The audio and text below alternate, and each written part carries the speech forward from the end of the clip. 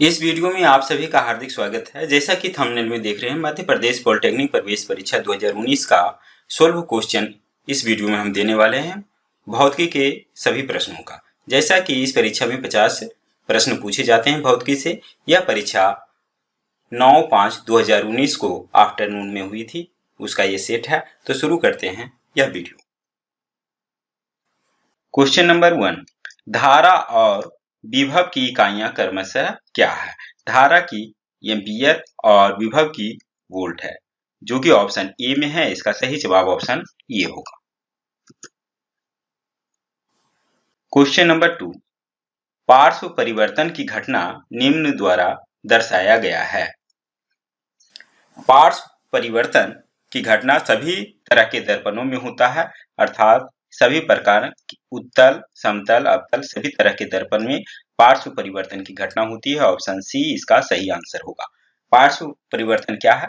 आप शीशा जब देख रहे होंगे, अगर ध्यान दीजिएगा, जब अपने मिरर में अपना चेहरा देखते हैं, अगर आप हैं मिरर के सामने, आप इस हाथ में मान लिया कि एक गिलास रखे हुए हैं, तो आपका जो प्रतिबिंब बनेगा उसके इस हाथ में इस तरफ गिलास होगा, न कि इस तरफ दाईं तरफ।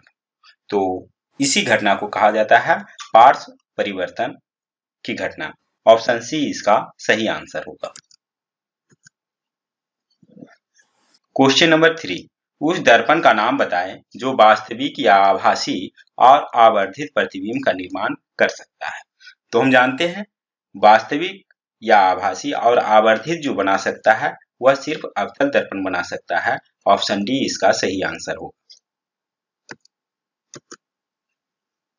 क्वेश्चन नंबर 4, 500 वाट और 300 वाट रेटिंग वाली दो विद्युत केतलियों 220 वोल्ट से जुड़ी है। उनके माध्यम से बहने वाली धारा का अनुपात क्या होगा? हम जानते हैं P बराबर VI, अर्थात I बराबर P/V। तो बहने वाली धारा का अनुपात क्या होगा? पहले वाला हमें निकालना है I1/I2 निकालना है। तो I1 में धारा कितना बहेगी? 500 वाट बटे वोल्ट 220 वोल्ट। दूसरा में 300 वाट बटे 220 वोल्ट। ऊपर नीचे 220 से डिवाइड है कर दें, तो 500 बटे 300 अर्थात 5/3 आएगा, जो कि ऑप्शन सी में है। इसका सही जवाब ऑप्शन सी होगा। क्वेश्चन नंबर 5, विद्युत उत्पादन के लिए बनाए गए गगनचुंबी बांध के संदर्भ में गलत कथन का चयन करें। गलत कथन ढूंढना। बांधों के निर्माण से मानव बस्तियां परेशान नहीं है। बांधों के निर्माण से परेशान होती है, अर्थात यह कथन सही नहीं है, यह कथन गलत है। तो हमें गलत कथन ही चाहिए था। ऑप्शन ए इसका सही आंसर होगा। क्वेश्चन नंबर 6, प्रत्येक 6 ओम वाले 3 प्रतिरोध समांतर क्रम में जुड़े हुए हैं। समांतर क्रम में जुड़े हुए हैं, एक अन्य संयोजन के साथ श्रेणी क्रम में जुड़ा हुआ है, जिसमें प्रत्येक 5 ओम वाले 5 प्रतिरोध समांतर क्रम में है। इसमें 5 प्रतिरोध है, तो इस संयोजन का प्रभावी प्रतिरोध क्या होगा? प्रत्येक 6 ओम का है, इसमें प्रत्येक 5 ओम का है। तो इस संयोजन का प्रभावी कुल प्रतिरोध समांतर क्रम में है, तो Rp का मान निकाल लें, तो यह हो जाएगा 6 ओम बटे 3 बराबर 2 ओम। इसका उसी तरीका से Rp1 मान कर लीजिए, तो यह आ जाएगा 5 प्रतिरोध है, प्रत्येक प्रतिरोध 5 ओम का और 5 प्रतिरोध है, तो 5 से डिवाइड कर दीजिए, अर्थात 1। और ये दोनों जो है वह श्रेणी क्रम में है, तो कुल प्रतिरोध Rt बराबर हो जाएगा Rp, यह पहला प्रतिरोध समतुल्य प्रतिरोध और प्लस दूसरा समतुल्य प्रतिरोध, तो अर्थात 2 ओम प्लस 1 ओम होगा, अर्थात 3 ओम, जो कि ऑप्शन डी में है। इसका सही जवाब ऑप्शन डी होगा। क्वेश्चन नंबर 7, दर्पण सूत्र निम्न के द्वारा दिया जाता है। दर्पण सूत्र हम जानते हैं 1/f equal to 1/u plus 1/v, जो कि ऑप्शन डी में है। इसका सही जवाब ऑप्शन डी होगा। क्वेश्चन नंबर 8, निम्नलिखित में कौन सी एक वस्तु स्वतः दीप्त वस्तु नहीं है? उसमें कोई प्रकाश नहीं है। चंद्रमा में खुद का कोई प्रकाश नहीं है। ऑप्शन डी इसका सही आंसर है। क्वेश्चन नंबर 9, कौन सा पद दृष्टि दोषों से संबंधित नहीं है? कॉर्निया दृष्टि दोष नहीं है। यह आंख का एक मानव नेत्र का एक भाग है। ऑप्शन डी इसका सही आंसर हो। क्वेश्चन नंबर 10, धारा का वहन करने वाली एक सीधी लंबी परिनालिका के भीतर चुंबकीय क्षेत्र की शक्ति होती है। अंदर एक समान होती है। ऑप्शन ई इसका सही जवाब होगा। क्वेश्चन नंबर 11, तरंग दैर्घ्य निम्न के लिए न्यूनतम होता है। इन सभी में से गामा किरणों का तरंग दैर्घ्य सबसे कम होगा। ऑप्शन ए इसका सही जवाब होगा। क्वेश्चन नंबर 12, आकाश और महासागर के नीले रंग के लिए उत्तरदायी घटना है। यह प्रकाश के प्रकीर्णन के कारण होता है। ऑप्शन बी इसका सही जवाब होगा। Question number 13, pin hole camera सुई छिद्र कैमरा द्वारा निर्मित प्रतिबिंब होता है। यह प्रतिबिंब उल्टा होता है और हम जानते हैं उल्टा प्रतिबिंब वास्तविक भी होता है। ऑप्शन बी इसका सही आंसर है। क्वेश्चन नंबर 14, एक गोलाकार दर्पण की फोकस लंबाई निम्न पर निर्भर करती है। गोलाकार दर्पण की वक्रता त्रिज्या पर बिल्कुल सही है। जिस खोखले गोले का भाग होगा उसकी त्रिज्या का आधा फोकस लंबाई होती है। ऑप्शन ए इसका सही आंसर होगा। क्वेश्चन नंबर 15, 50 ओम वाले एक प्रतिरोधी तार को ईएमएफ 100 वोल्ट वाले एक डीसी स्रोत से जोड़ा गया है। एक सेकेंड में तार से प्रवाहित हो रहे इलेक्ट्रॉनों की कुल संख्या है कितनी होगी? यहाँ दिया हुआ है आर प्रतिरोध का मान 50 ओम, वोल्टेज हमें दिया हुआ है V का मान 100 वोल्ट। तो इससे हम I का मान निकाल सकते हैं। V बराबर IR से, तो I बराबर V/R हो जाएगा, अर्थात 100/50 एम्पियर, अर्थात 2 एम्पियर इसकी धारा हो जाएगी। तो एक सेकेंड में तार से प्रवाहित हो रहे इलेक्ट्रॉनों की कुल संख्या क्या होगी? अब फॉर्मूला I बराबर Q/T से, इसमें हम I का मान हमें पता है, T का मान पता है। Q में कह रहा है कि 1 कूलम में इलेक्ट्रॉनों की संख्या 6.25 × 10⁻18 इलेक्ट्रॉन होते हैं। तो यहाँ पर कह रहा है कि 2 एम्पियर की धारा बह रही है और प्रति सेकेंड हमें इलेक्ट्रॉनों की संख्या ज्ञात करनी है। तो Q बराबर 2 कूलम, तो 2 कूलम में इलेक्ट्रॉनों की कुल संख्या कितना होगा, इसका दुगुना करते हैं तो ये आ जाएगा 1.25 × 10 × 10⁻18 अर्थात 10⁻19, जो कि ऑप्शन बी में है। इसका सही जवाब ऑप्शन बी होगा। क्वेश्चन नंबर 16,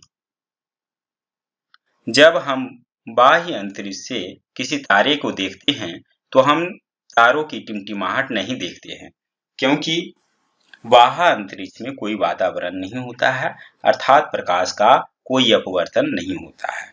ऑप्शन बी इसका सही आंसर होगा। क्वेश्चन नंबर 17, अवतल दर्पण के मुख्य फोकस पर एक वस्तु रखी गई है, उस प्रतिबिंब की प्रकृति क्या होगी? अवतल दर्पण के अगर मुख्य फोकस पर रखी गई है तो उसका प्रतिबिंब वास्तविक होगा, उल्टा होगा और आवर्धित होगा, बड़ा होगा। ऑप्शन ए इसका सही जवाब है। क्वेश्चन नंबर 18, तड़ित चालक लाइटनिंग कंडक्टर्स सामान्यतः इसके बने होते हैं। यह सामान्यतः तांबा के बने होते हैं। ऑप्शन बी इसका सही जवाब है। Question number 19। एक गोलाकार दर्पण का आवर्धन 3 है। हम जानते हैं समतल दर्पण का आवर्धन 1 होता है, उत्तल दर्पण का आवर्धन 1 से कम होता है और यहाँ 1 से ज्यादा है, तो यह दर्पण अवतल होगा। चूंकि आवर्धन प्लस में है तो हम जानते हैं m बराबर अवतल दर्पण के लिए -v/u होता है। तो m की जगह पे 3 माइनस v हमें पता नहीं, u दिया हुआ है। एक वस्तु दर्पण के सामने 20 सेंटीमीटर की दूरी पर रखी जाती है, अर्थात u का मान -20 सेंटीमीटर। इससे हमें v का मान निकल जाएगा, यह आ जाएगा 60 सेंटीमीटर प्लस। अब इसका प्रयोग करके हम दर्पण की फोकल लंबाई f का मान निकाल सकते हैं। 1/f equal to 1/u -20 plus 1/v 60। हल कर दें।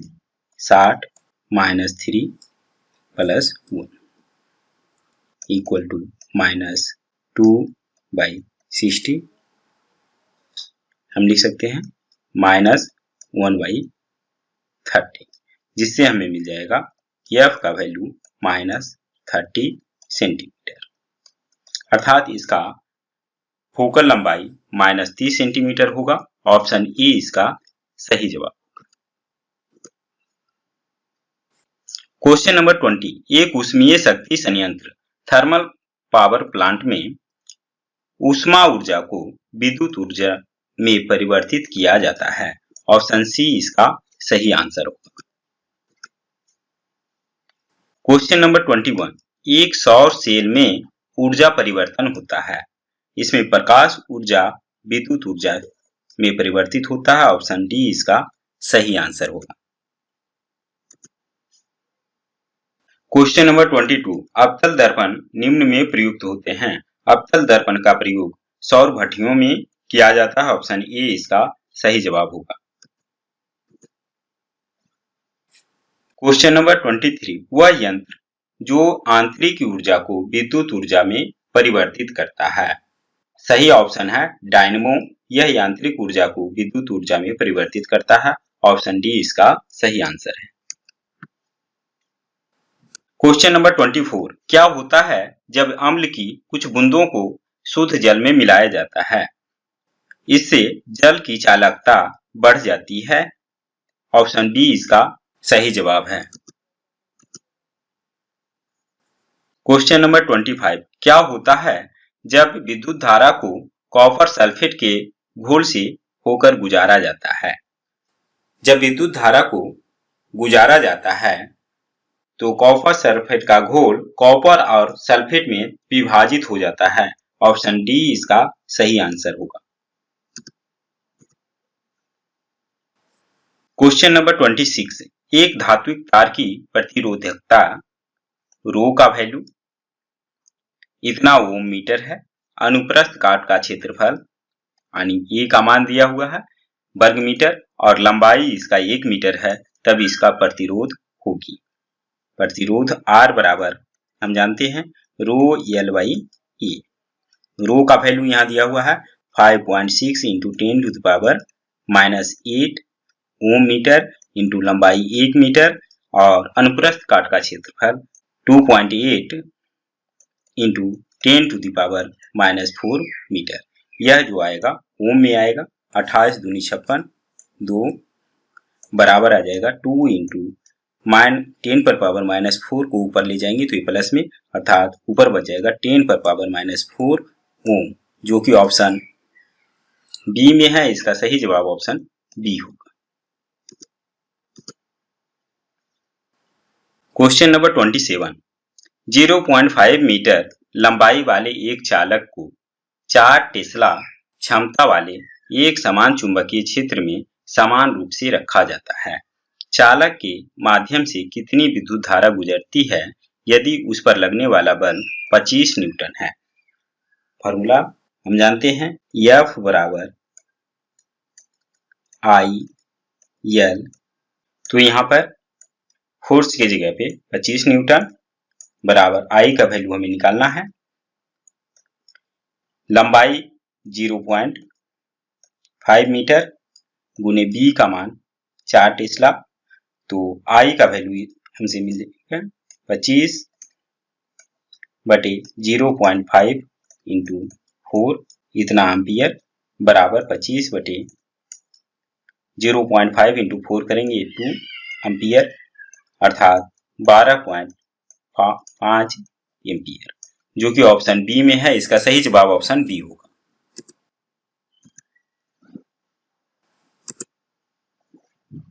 क्वेश्चन नंबर 28, भूतापीय ऊर्जा के संबंध में कौन सा कथन सत्य है? भूतापीय ऊर्जा के दोहन के लिए किसी ईंधन की आवश्यकता नहीं होती है। इसे डायरेक्ट निकाला जा सकता है, डायरेक्ट दोहन किया जा सकता है। ऑप्शन ए इसका सही आंसर है। क्वेश्चन नंबर 29, ये घरेलू परिपथ के विषय में दिए गए तथ्यों में कौन सा तथ्य सत्य है? सभी उपकरण स्रोत के साथ समांतर क्रम में जुड़े होते हैं। ऑप्शन सी इसका सही आंसर है।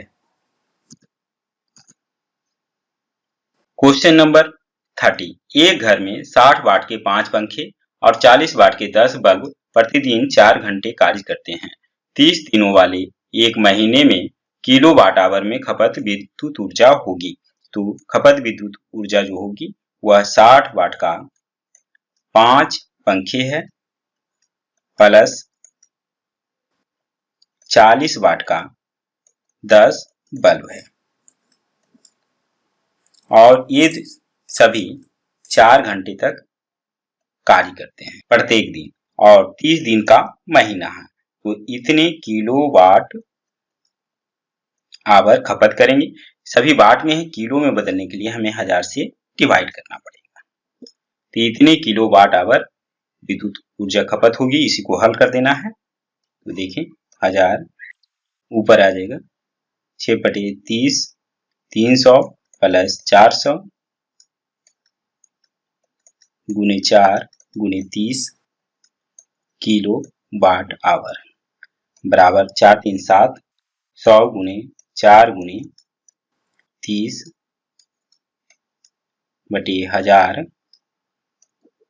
किलो वाट आवर 0000, अर्थात यह आ जाएगा 84 kilo watt hour. Option C इसका सही आंसर होगा। क्वेश्चन नंबर 31, जिस प्रकार पानी का नल जल आपूर्ति से संबंधित है, उसी प्रकार खाली जगह एक विद्युत परिपथ से संबंधित है।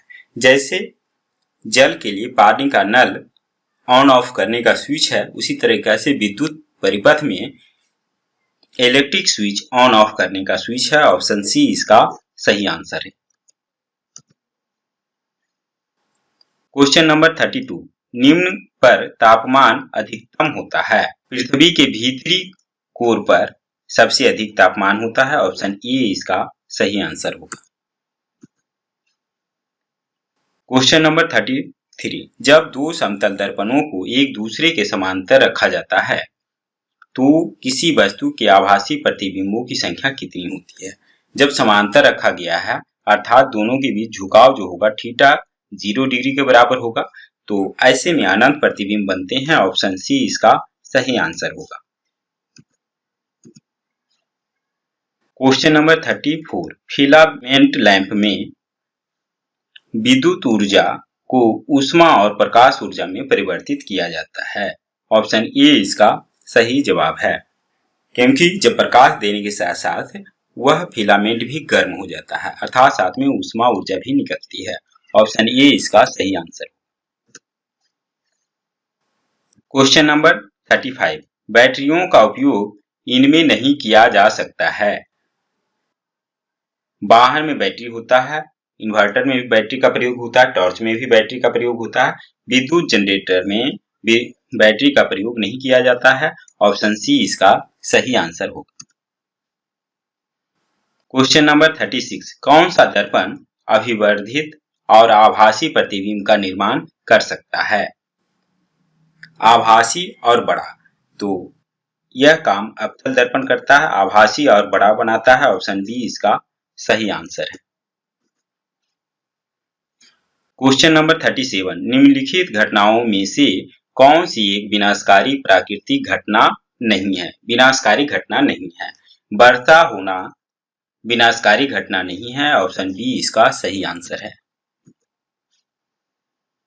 क्वेश्चन नंबर 38, एक उत्तल लेंस की फोकल लंबाई 25 सेंटीमीटर है। हमें एक वस्तु कहाँ रखनी चाहिए ताकि निर्मित प्रतिबिंब वस्तु के समान आकार का हो? उत्तल लेंस में जब वस्तु वक्रता त्रिज्या पे रखी जाती है तो उसका प्रतिबिंब भी वक्रता त्रिज्या पर बनता है और समान आकार का बनता है। अर्थात हमें वस्तु को वक्रता त्रिज्या पे रखना पड़ेगा, अर्थात लेंस से वक्रता त्रिज्या की दूरी होगी। जब फोकल लंबाई 25 सेंटीमीटर तो वक्रता त्रिज्या r बराबर हम जानते हैं 2f, अर्थात 50 सेंटीमीटर होगा। लेंस से 50 सेंटीमीटर की दूरी पर होगा। ऑप्शन सी इसका सही आंसर। क्वेश्चन नंबर 39, निम्नलिखित में से किस विद्युत चुंबकीय तरंग में अधिकतम ऊर्जा होती है? दिए गए ऑप्शन में से सबसे अधिकतम ऊर्जा होती है एक्स किरणों का, जो कि ऑप्शन ए में है। इसका सही जवाब ऑप्शन ए होगा। क्वेश्चन नंबर 40, निक्रोम या नाइक्रोम निम्न का एक मिश्र धातु है। नाइक्रोम में होता है निकल, क्रोमियम और लौह, जो कि ऑप्शन बी में है। इसका सही जवाब ऑप्शन बी होगा।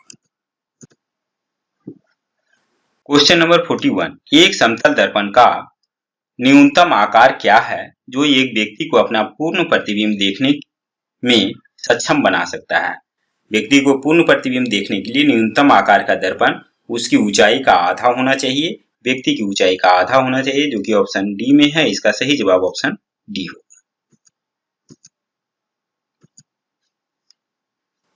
क्वेश्चन नंबर 42, जब एक आवेशित कण एक समान चुंबकीय क्षेत्र के लंबवत चलता है तो वह भौतिक राशि जो परिवर्तित होती है, इस स्थिति में उसका वेग परिवर्तित होगा। साथ ही साथ वेग परिवर्तित होने के साथ साथ में कण का संवेग भी परिवर्तित होगा। ऑप्शन बी इसका सही आंसर होगा। कण का वेग परिवर्तित होती है। Option B. क्वेश्चन नंबर 43, चार प्रतिरोधक हैं जिनमें से प्रत्येक का मान R है। एक छात्र सभी प्रतिरोधों का संयोजन करना चाहता है ताकि वह R के मान का 1/4 प्राप्त कर सके। वह उसका संयोजन निम्न रूप से करता है। कैसे करना चाहिए?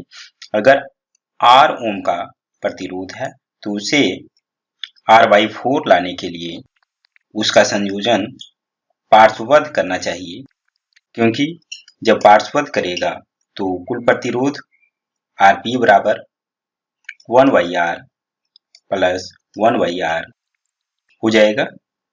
एलसीएम ले लें, R ऊपर 1 + 1 + 1 4, अर्थात Rp का मान अर्थात संयोजन का कुल प्रतिरोध बराबर R/4 हो जाएगा, जो कि प्रश्न में कह रहा है। ऑप्शन ए इसका सही आंसर होगा।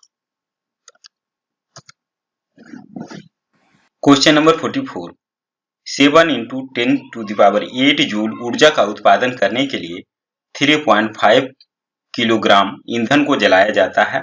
उस ईंधन का कैलोरी मान क्या होगा? अर्थात 1 किलोग्राम जलाने पे कितनी ऊर्जा उत्पन्न होगा, वही उसका कैलोरी जनन मान होता है। तो सीधा सीधी 7 ×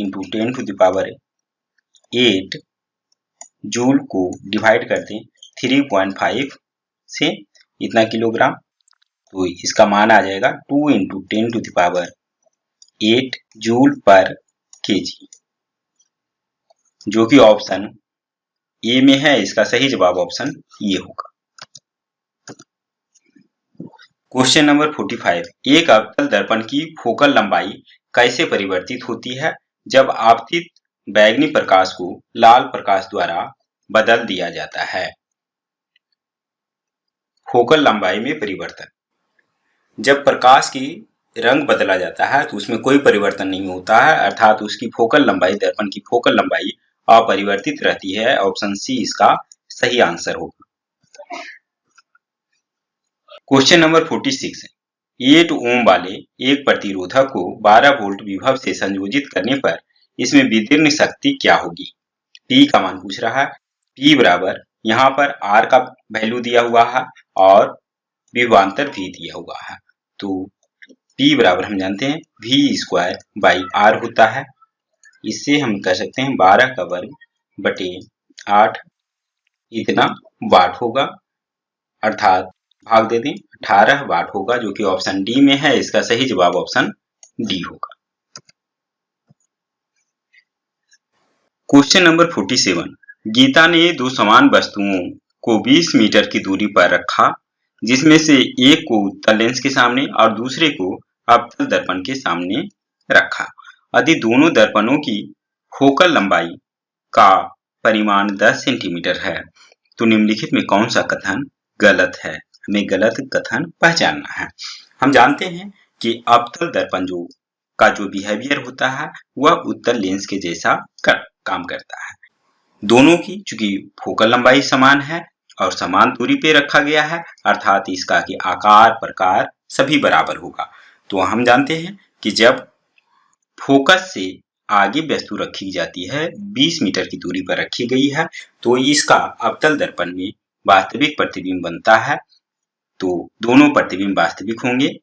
उसी तरह उत्तल लेंस में भी वास्तविक, अवतल में वास्तविक, तो उत्तल में लेंस में भी वास्तविक, दोनों में वास्तविक प्रतिबिंब होंगे। यह कथन सत्य है, लेकिन हमें गलत कथन को ढूंढना है। दोनों प्रतिबिंब समान आकार वाले बनेंगे, ये भी सही है। जब वास्तविक प्रतिबिंब है तो ये उल्टे भी होंगे, अर्थात दोनों प्रतिबिंब खड़े होंगे। यह कथन गलत है। वास्तविक प्रतिबिंब उल्टे होते हैं, काल्पनिक या आभासी प्रतिबिंब खड़े होते हैं। तो ऑप्शन सी इसका सही आंसर होगा। यह कथन गलत है, दोनों प्रतिबिंब खड़े हैं।